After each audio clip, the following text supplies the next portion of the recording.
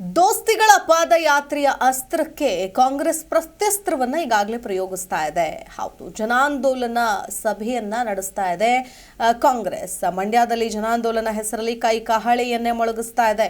DCM DK Shivakumar ನೇತೃತ್ವದಲ್ಲಿ ಬೃಹತ್ ಸಮಾವೇಶವನ್ನು ಹಮ್ಮಿಕೊಳ್ಳಲಾಗಿದೆ. ದಳಪತಿಯನ್ನೇ ಟಾರ್ಗೆಟ್ ಮಾಡಿದೆ ಸಿದ್ದು ಕ್ಯಾಬಿನೆಟ್. ಬಹುತೇಕ ಸಚಿವರು ಮಂಡ್ಯ ಸಮಾವೇಶದಲ್ಲಿ ಭಾಗಿಯಾಗಿದ್ದಾರೆ. ಪಾದಯಾತ್ರೆ ಪಾಲಿಟಿಕ್ಸ್ಗೆ ಸೆಡ್ಡು ಹೊಡೆದು ಪ್ರತ್ಯಸ್ತ್ರ ಅನ್ನೋ ರೀತಿಯಾಗಿ ಜನಾಂದೋಲನ ಯಾತ್ರೆಯನ್ನ ಕೈಗೊಳ್ಳಲಾಗಿದೆ. ಮಂಡ್ಯದಲ್ಲಿ ಜನಾಂದೋಲನದ ಹೆಸರಲ್ಲಿ ಕೈ ಕಹಳೆಯನ್ನೇ ಮೊಳಗಿಸಿದೆ. ಡಿಸಿಎಂ ಡಿಕೆ ಶಿವಕುಮಾರ್ ನೇತೃತ್ವದಲ್ಲಿ ಬೃಹತ್ ಸಮಾವೇಶವನ್ನು ಹಮ್ಮಿಕೊಳ್ಳಲಾಗಿದೆ.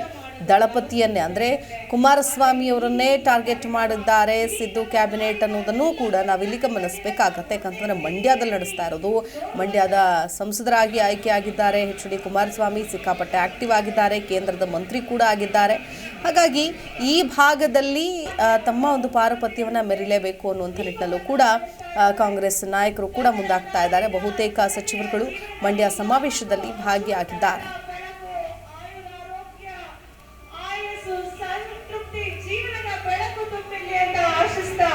ದೀಪವನ್ನ ಬೆಳಗಿ ಕಾರ್ಯಕ್ರಮದ ಉದ್ಘಾಟನೆಯ ಕಾರ್ಯವನ್ನ ಗಣ್ಯರೆಲ್ಲರೂ ನೆರವೇರಿಸಿಕೊಳ್ತಾ ಇದ್ದಾರೆ. ನಿಮ್ಮೆಲ್ಲರ ಒಂದು ಜೋರಾದ ಚಪ್ಪಾಳೆ ನಮ್ಮ ಕಾರ್ಯಕ್ರಮಕ್ಕೆ ಸ್ಫೂರ್ತಿಯಾಗಿರಲಿ ಅಂತ ನಾನು ಕೇಳ್ಕೊಳ್ತೀನಿ. ದಯವಿಟ್ಟು ತಾವೆಲ್ಲರೂ ಇಲ್ಲೇ ಉಪಸ್ಥಿತರಾಗಿರ್ಬೇಕಂತ ವಿನಂತಿಸ್ತೀನಿ. ಊಟ ಮಾಡೋದು ಯಾವತ್ತೂ ಇದ್ದೇ ಇರುತ್ತೆ, ಆದ್ರೆ ಈ ರೀತಿಯ ಕಾರ್ಯಕ್ರಮ ಇಡೀ ನಮ್ಮ ನಾಡಿನ ಎಲ್ಲ ಗಣ್ಯರನ್ನ ಒಂದೇ ವೇದಿಕೆಯಲ್ಲಿ ನೋಡುವಂತಹ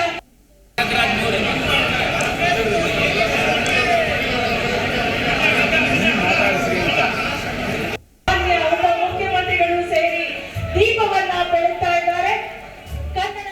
ಇದೇ ವಿಚಾರಕ್ಕೆ ಸಂಬಂಧಪಟ್ಟಂತೆ ಮತ್ತಷ್ಟು ಡೀಟೇಲ್ಸ್ ಕೊಡ್ತಾರೆ ನಮ್ಮ ಪ್ರತಿನಿಧಿ ರಾಘವೇಂದ್ರ. ದೂರವಾಣಿ ಸಂಪರ್ಕದಲ್ಲಿ ಜಾಯ್ನ್ ಆಗ್ತಾ ಇದ್ದಾರೆ. ರಾಘವೇಂದ್ರ, ನೋಡ್ತಾ ಇದ್ದೀವಿ ಒಂದು ಕಡೆ ಪಾದಯಾತ್ರೆಗೆ ಸೆಡ್ಡು ಹೊಡೆದು ಜನಾಂದೋಲನ ಸಭೆಯನ್ನ ಕೈಗೊಳ್ಳಲಾಗ್ತಾ ಇದೆ. ಈ ಕಂಪ್ಲೀಟ್ ಆಗಿ ಮೈಸೂರು ತಲುಪುವಂತಹ ಮುಂಚೆನೆ ಮಂಡ್ಯ ಆಯಿತು, ಚನ್ನಪಟ್ಟಣ ಆಯಿತು, ರಾಮನಗರ ಆಯಿತು. ಇವತ್ತು ಮಂಡ್ಯದ ಈ ಸಮಾವೇಶ ಎಷ್ಟು ಮಟ್ಟಿಗೆ ಇಂಪಾರ್ಟೆನ್ಸ್ ಅನ್ನ ಪಡೆದುಕೊಂಡಿದೆ?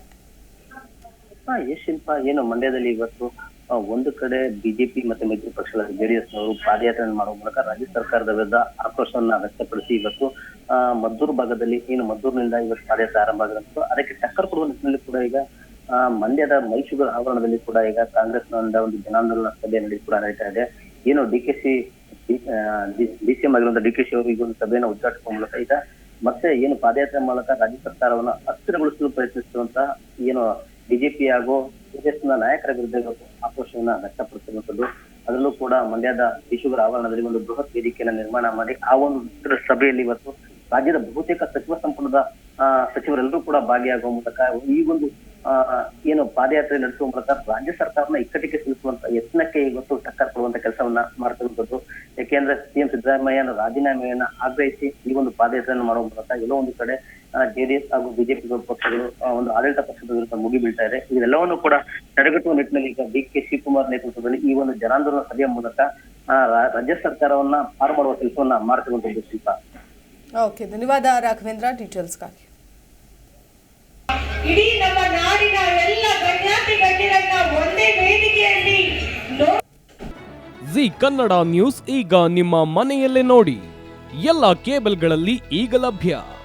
ಸನ್ Direct 292, Jio TV 1334, U digital 162, city cable 51, GTPL 17, Abhishek cables 821, Rockline telecommunication 51, Shri Basaveshwara number 60, Vinayaka digital number 53, in digital number 896ರಲ್ಲಿ.